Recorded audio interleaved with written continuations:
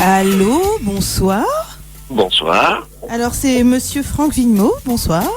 Voilà, c'est ça. Donc, eh bien, Franck, en fait, vous êtes l'auteur de la pièce Femme, je vous, qui se jouait la semaine dernière à l'Embarque Spectacle, justement. Oui, tout à fait. Donc on vient d'avoir Philippe Lars au téléphone, on vient de parler avec lui des prochaines programmations qui auront lieu dans ce petit café associatif bien sympathique. Ah, très sympathique, oui. Voilà, on a oublié de lui demander comment s'était passée la pièce, mais peut-être le savez-vous. Ah ben j'y étais un petit peu, oui. Non, ça s'est très très bien passé, on est ravis, ouais. Vous jouez sur scène aussi ? Non, je l'ai joué une fois parce que je remplaçais un des comédiens, Denis, qui avait un concert ce soir-là, et donc il fallait le remplacer, donc c'est moi qui m'y étais collé. Mais sinon, non, j'ai assuré la mise en scène et voilà, l'écriture, la mise en scène, et puis là, exceptionnellement à l'embarque, je m'occupais du son aussi. Voilà, c'était une très très belle soirée. Oui, alors là, par contre, on en avait parlé, mais plutôt hors antenne, et ça c'est effectivement, il était super content, quoi. En plus, vous avez eu un bon article dans le journal.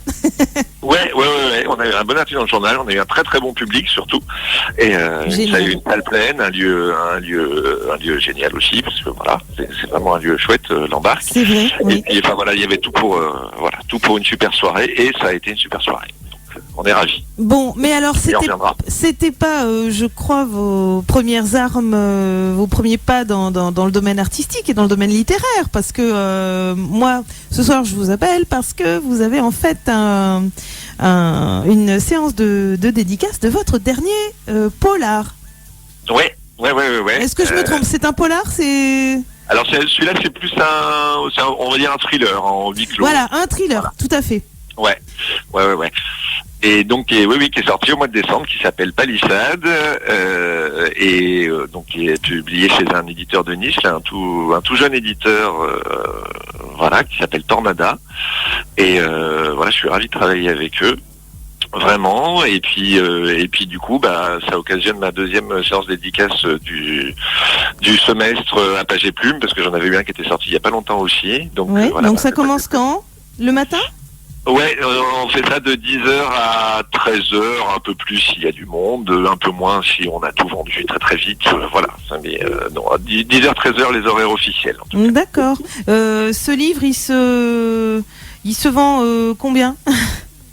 Il se vend 9,99€ en version papier, donc en librairie, mais il existe aussi en e-book, en téléchargement, où il est à 4,99€ là. Ah oui, donc c'est vraiment un système très moderne de faire les choses, puisqu'on peut le télécharger et pour le lire après sur sa tablette, son ordi. Voilà, sur sa tablette. Bon, personnellement, j'y connais rien, mais l'éditeur s'y connaît très bien là-dessus. Donc. Oui, mais c'est une nouvelle manière de faire et c'est très bien qu'il y ait aussi cette possibilité-là. Perso, en tant que vieille myope, ça me fait très mal aux yeux et moi j'aime bien lire un bon bouquin.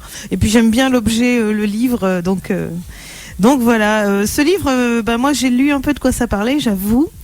J'ai des thèmes qui me parlent en fait, parce que c'est un petit peu des planches un peu rouillées, des planches un peu rongées, des naufrages, des naufragés de la vie qui vont se croiser, qui vont j'ai l'impression même qu'ils vont se heurter, enfin se cogner l'un à l'autre plus que se croiser et se raconter. Voilà, c'est deux naufragés qui se... Oui, c'est ça. Qui communiquent en fait. J'ai un peu eu cette impression-là, quoi. C'est une rencontre un petit peu improbable. En fait, le livre démarre par la voix du narrateur, Fred, qui nous explique qu'en fait il est mort 6 mois plus tôt et qui va raconter les 6 derniers mois de sa vie en fait et le pourquoi de sa mort. Il y a 6 mois et en fait donc 6 mois auparavant ce premier chapitre il a emménagé il sortait d'hôpital psychiatrique suite à une séparation douloureuse qu'il avait mis en dépression et il emménage dans une petite maisonnette à l'arrière d'un immeuble et en fait il a pour unique voisin qui partage sa cour, qui est juste séparé par une palissade en fait de chez son voisin, un type qui s'appelle Roland, qui est un ancien légionnaire, bien alcoolique, un peu bien réac, un peu facho sur les bords, bien misogyne, enfin tout pour plaire. Lui, il est pas Fred, il a la quarantaine, il est pas du tout, c'est pas du tout ce genre de type a priori, et pourtant en fait, autour de l'alcool, autour du rock'n'roll, et ben ils vont se lier d'amitié. Et une amitié qui, voilà, très très forte mais qui bien évidemment dériver au bout d'un moment. Sinon, ce serait pas un thriller. Oui, parce qu'en plus autour de l'alcool et puis d'une personne comme ça, c'est enfin des solitaires, des mecs avec des carapaces un peu, et puis l'autre, il est complètement écorché vif, il sort d'un hôpital psychiatrique. On se doute qu'il va y avoir un drôle de jeu de proie. Enfin, on sait pas trop, mais il peut y avoir des tas de jeux finalement qui finissent tous très très mal. Donc c'est pour ça que je parlais de planches un peu pourries, un peu bizarres, quoi, qui se rencontrent. Oui, puis c'est tout voilà, c'est tout sans véritable atome crochu, quoi. Ouais, puis c'est des gens, voilà, qui montrent aussi ce qu'ils ont envie de montrer d'eux. Donc il y a tout un jeu sur les apparences, sur ce qu'ils veulent bien dévoiler, se dévoiler, ce que le narrateur veut bien dévoiler au lecteur aussi, parce que la narration est construite de telle manière que le personnage s'adresse vraiment au lecteur. Enfin voilà, il y a tout ce jeu-là en fait, c'est un jeu où effectivement, enfin c'est voilà, il y a tout ce jeu-là qui est en train de se jouer et on sait pas très bien où ça va mener. On se doute bien que, enfin, on sait dès le départ que ça mène à la mort de Fred. Et oui, c'est ça. Mais on sait pas très bien pourquoi ni comment. Voilà, c'est tout l'enjeu du livre en fait. Alors donc moi j'ai lu bien sûr dans le dossier de presse concernant ton travail qu'il y avait vraiment des références musicales très très très pointues, très poussées, et qu'il était très finalement en le lisant on l'entend cette musique. Donc j'imagine que voilà, il y a beaucoup de musique qui est présente. Est-ce que pour écrire tout ça, toi aussi tu écoutais de la musique? Alors c'est pas nécessaire. En fait, c'est un peu particulier parce que au départ ce texte, je l'ai écrit sous la forme théâtrale parce que c'est le texte, on va avec ma troupe là, on va le créer sur scène à l'espace Noriac à Limoges là en avril, et j'ai commencé par l'écriture de la pièce de théâtre, et c'est en écrivant la pièce que j'ai pensé à la mise en scène et que j'ai eu très envie tout de suite d'y mettre beaucoup de musique, donner une ambiance un peu à la Tarantino comme ça, un peu déjanté, et de mettre ça sur scène. Et une fois que je suis passé à l'adaptation en roman, parce que je me suis dit que ça ferait un bon roman aussi, et j'avais envie de le mettre sous cette forme, je me suis posé la question de savoir si je gardais ce background musical là, ce décor musical que je mettrais dans la pièce, et je me suis dit que ce serait sans doute intéressant parce que ça participe vraiment de l'ambiance de l'histoire, et que même dans le livre, voilà, d'écrire tout ça, mettre ces morceaux-là, les citer, mais aussi les décrire, les expliquer pourquoi tel morceau à tel moment, ça pourrait être intéressant. Donc c'est un livre qui peut se lire, voilà, tel quel, juste en le lisant, mais c'est un livre aussi, on n'avait pas le budget pour faire un CD à côté, mais qui peut se lire en écoutant en parallèle les morceaux qui sont. Oui, voilà. Tu peux donner déjà, vous pouvez donner également la liste des morceaux à écouter dans l'ordre, et on peut se les télécharger à côté, puis hop, on appuie sur le bouton, un petit peu comme les livres pour enfants où au moment où on agite la cloche, hop, on tourne la page. C'est exactement ça. Ça demande un petit peu plus de manipulation, mais voilà, on peut faire comme ça. Si on veut être vraiment dans l'ambiance des personnages, il y a moyen pour le vivre en vrai. Voilà. Alors ce livre n'est pas votre premier. Il y a eu un autre thriller également. Alors là, oui, alors il y en a eu d'autres. C'est le 8e en fait. C'est mon 8e livre, celui-là. Et mais par contre, c'est le 2e, un peu dans le genre thriller polar. Ouais. Il y a Courte Peine qui est sorti il y a quelques mois, là, qui est sorti en septembre dernier, qui est un polar. D'accord. Voilà, qui est qui est chez un autre éditeur, qui est chez Geste Édition, qui a toute la collection Geste Noir de polar un peu qui se passe en région. C'est c'est là où il y a Franquinol, c'est la collection qui a publié la série des Franquinol, certains livres de Franck Bouis, de Joël Nivard aussi, enfin et d'autres. Hein. Oui. Voilà, et donc moi c'est une histoire qui effectivement se passe à Limoges et autour, quand elle puisse se passer ailleurs d'ailleurs, mais bon, le décor je le connais bien, il convenait à l'histoire, donc j'en ai profité. Voilà. Et donc ça parle de quoi? Alors c'est l'histoire en fait d'un homme qui il descend de sa voiture à Limoges, qui est déposée à Limoges par sa compagne en fait. Donc il descend et elle continue pour aller travailler parce qu'elle travaille sur la souterraine. Et en fait, il apprend quelques heures plus tard, il y a la police qui l'appelle pour lui dire que sa femme a eu un accident de voiture et qu'elle est morte brûlée dans sa voiture et qu'à ses côtés, il y avait un passager qui est mort lui aussi, carbonisé, donc impossible à identifier. Et voilà, et à partir de là, lui ne comprend pas parce que quand il est descendu de la voiture, il n'y avait pas de passager dans la voiture, donc il se demande qui peut être ce type, parce qu'on sait que c'est un homme assez vite. Voilà, donc il est bien sûr catastrophé, mais il veut aussi mener son enquête pour savoir qui c'est, et parallèlement, la police le soupçonne très vite, lui, d'avoir saboté la voiture et d'être à l'origine de la mort de sa femme. Donc voilà, il y a une double enquête qui se mène, avec un flic bien tordu et qui en veut à mort, qui veut faire tomber absolument Vincent, le personnage principal. Et du coup, il va se retrouver en prison.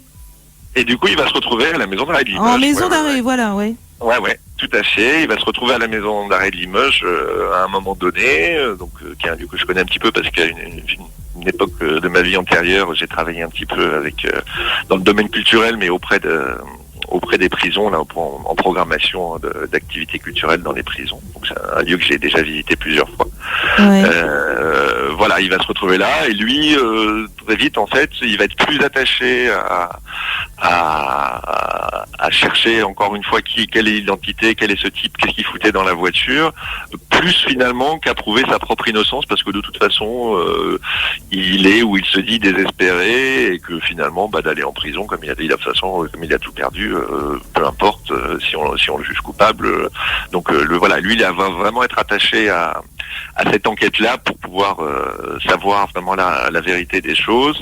Mais en prison, il va rencontrer un autre personnage qui est un personnage un peu inquiétant, une espèce de grand malabar black, qui est un peu la terreur de la prison, et qui va être son co-cellulaire, et qui va le prendre sous son aile un peu, lui servir de protecteur au sein de la prison, et mais aussi l'aider à se réorienter et à essayer de s'en sortir et de prouver son innocence, voilà. Et puis bon, après il se passe plein de choses, je vous raconte pas la fin, bien sûr, mais voilà. On espère qu'il va s'en sortir parce qu'on sait qu'il est innocent, mais après c'est clair que ça donne envie aussi de lire celui-là. Pour ceux qui aiment les romans comme ça, de thriller, polar, en plus on voit les images, quoi. C'est très cinématographique, c'est très actuel, j'ai l'impression.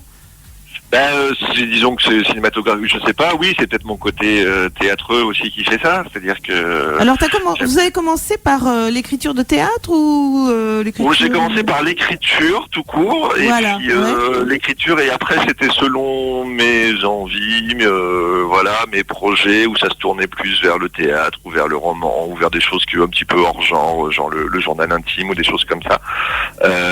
Et puis, il y a 10 ans, oui, ça va faire 10 ans maintenant, là j'ai monté une troupe de théâtre qui s'appelle la compagnie Un tel et celui-là, et donc du coup fatalement je me suis mis à écrire plus de théâtre qu'autre chose, parce que le but que j'avais dans cette compagnie, c'était de jouer mes textes, et que j'avais déjà quelques textes en stock, mais finalement la rencontre avec les comédiens, avec la troupe qui s'est formée autour de moi, m'a donné des envies d'écriture aussi, et du coup chaque année j'ai créé un nouveau texte qui est créé que je crée en fait avec ma troupe de théâtre. Donc du coup chaque année il y a du théâtre.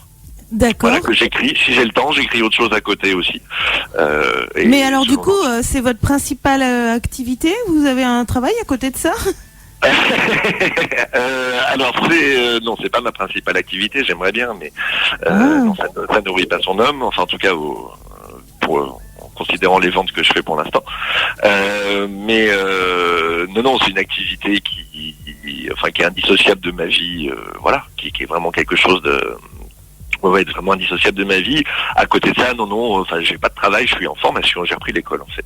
Là, je suis en formation d'éducateur spécialisé depuis l'année dernière. Voilà. Alors j'ai eu des métiers avant que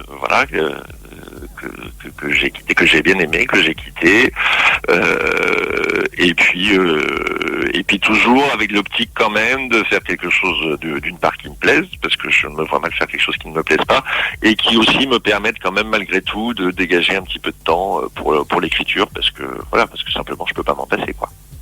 Ben oui, je vois bien. Et il y a vraiment un côté, j'ai l'impression, tu vois, décidément. Non, oh bon, on va se tutoyer, c'est aussi simple.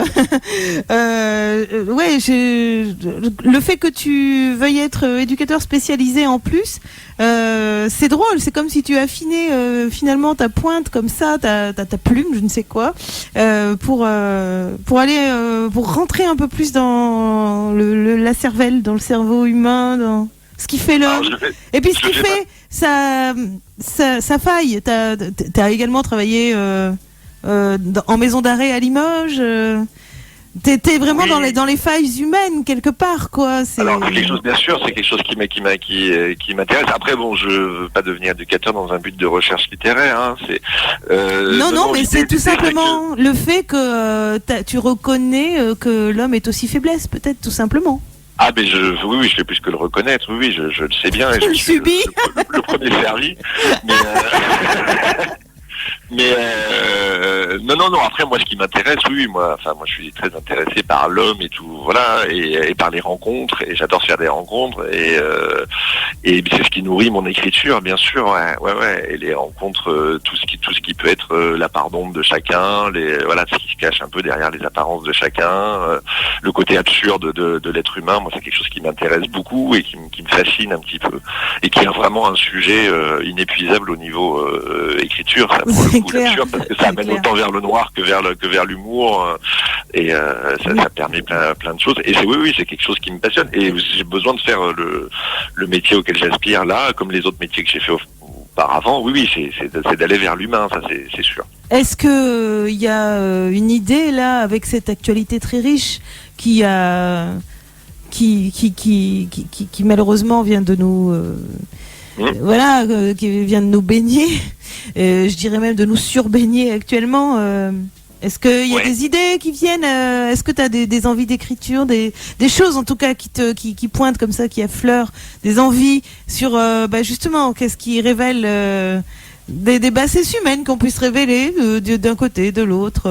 Oui, moi j'irai pas parce que c'est pas mon truc. J'irai pas vers quelque chose de politique ou d'historique ou de géopolitique. Enfin voilà. En plus, je suis saignant. Moi, je suis pas quelqu'un qui se documente. Quand j'ai envie d'écrire, j'écris, mais j'ai pas envie de faire des 14 000 recherches à côté. À côté de ça, oui. Enfin, c'est révélateur, entre autres. Hein, ces événements-là, c'est bien sûr pas les seuls, mais justement l'absurde là, on l'a senti d'une part de par les événements et de par les actions qui ont été menées, mais aussi de par dans les réactions. Moi, ce qui m'a beaucoup fasciné, choqué, je sais pas, même pas surpris malheureusement, c'est l'absurdité des réactions que ça a occasionné. Moi, ce que j'ai trouvé particulièrement terrible, par exemple, c'est que des gens qui s'unissent à plus de 7 millions un dimanche vont se mettre pour la liberté d'expression et pour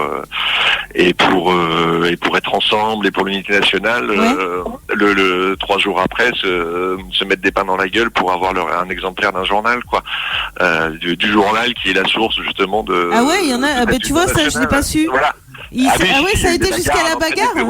Oui, ça a été, voilà. Ouais, et ça, c'est bon ça. Voilà, c'est complètement. Mais c'est exactement ce genre de choses que je pensais vu ton œuvre entre guillemets, vu les sujets qui semblent te plaire. Oui, effectivement, je pensais à des choses dans ce style, quoi. Voilà, c'est carrément ça. Ou alors aussi les gens qui vont profiter d'avoir un numéro un peu sympa de Charlie Hebdo pour aller le vendre sur eBay. Je me suis un peu agacé contre ça. Oui, mais j'ai même fait, j'ai lancé une action contre ça.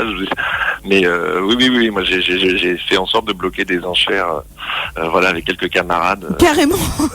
Ouais, d'enchérir super haut pour obtenir les trucs et jamais les payer, parce qu'effectivement, voilà. Ouais, mais du coup, en fait, ta réaction, elle a pu être interprétée carrément d'une manière différente. C'est que les gens qui auraient pas pensé, ils se disent ah bon, mais attends, mais si ça se vend si cher, je vais vendre le mien. Puis du coup, en fait, c'est un truc, sans fin. Dès le lendemain, ils ont retiré 2 millions d'exemplaires. Donc en fait, ça ils pouvaient réussir à vendre leur truc a priori que le jour même, avant que Charlie annonce qu'ils allaient retirer à 2 millions d'exemplaires supplémentaires.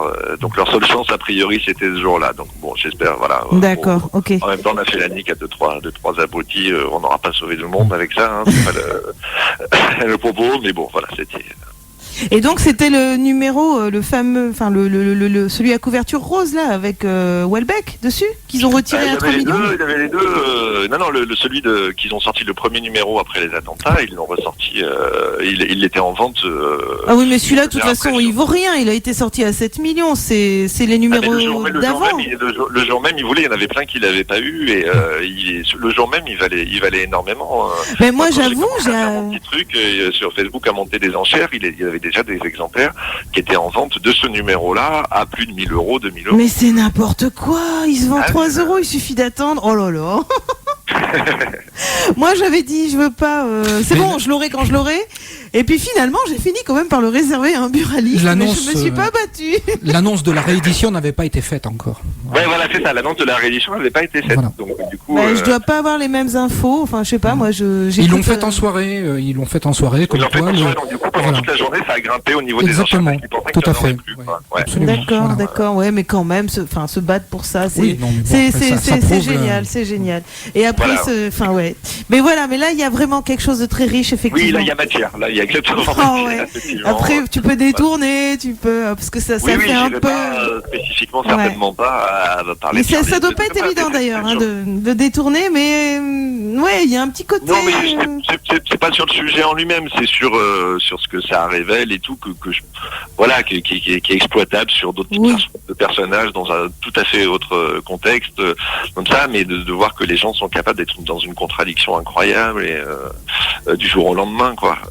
C'est fou. Ils se rendent pas compte. C'est des phénomènes de mode. C'est dangereux. L'être humain est très dangereux. Voilà, l'être humain est assez dangereux. Et l'être humain télévisé est encore plus dangereux, quoi. Et ouais. Oui, non, mais il a plein de ressources, l'être humain aussi, hein. Il a plein de bons côtés, hein. Enfin, voilà, moi, c'est aussi ça qui m'intéresse, c'est justement cette espèce de, cette contradiction permanente entre les côtés, sombres, voire dégueulasses, voire débiles, et toute l'humanité, là, moi, c'est quelque chose que j'ai connu aussi en travaillant dans les prisons, c'est-à-dire des gens qui étaient là pour des actes qui pouvaient être jugés comme monstrueux, et qui étaient des gens, quand on discutait avec eux, qui étaient d'une humanité paradoxalement formidable et avec qui on pouvait rire, avec qui on pouvait avoir des discussions très enrichissantes. Donc c'est toute cette contradiction et puis ce qui différencie l'acte et l'homme, c'est à pas perdre de vue non plus. Donc voilà, qu'est-ce qui fait qu'un type bien entre guillemets peut commettre un acte horrible, voilà. Alors quand c'est un type a priori horrible qui connaît un acte horrible, ça pose pas de questions, ça paraît assez cohérent. Mais quand c'est plus tendu que ça, et ça l'est très souvent, finalement, oui. Là pour le coup ça soulève questions, ça soulève des questions, puis voilà. Oui. Et en plus c'est vrai que l'être humain vit sur un, enfin moi en tout cas pour moi quelque part on le voit pas, mais on est sur un fil extrêmement haut et fragile et c'est très facile de tomber d'un côté ou de l'autre finalement. Ah mais complètement, oui, que ce soit plus ou moins consciemment d'ailleurs, ou par hasard, ou par un accident, ou par bien sûr, oui, non, c'est tout ça est très très fragile. Ouais. Bon, on est ravis d'avoir fait un peu connaissance avec toi. Et bien c'est partagé. Donc on invite les gens bien sûr à venir à ta séance de dédicace qui aura lieu ce samedi, donc à partir de 10h si je me souviens bien, à la librairie Page et Plume à Limoges. Voilà. Ok, on va alors je reste en ligne. Hein. D'accord. Pendant ce temps on va passer un morceau. Puis ensuite, on dira au revoir aux auditeurs, tranquille, parce qu'on a encore une fois débordé. Je suis en retard, mais je finis en retard aussi, donc quelque part on s'y retrouve. Mes auditeurs sont souvent eux aussi très en retard, donc c'est pour ça, c'est cool. On va mettre un petit peu de douceur dans ce monde de brut avec l'idéal féminin de Bonnel. Et ben voilà, très bien. Allez. Bonne soirée, au revoir. Bonne soirée, merci.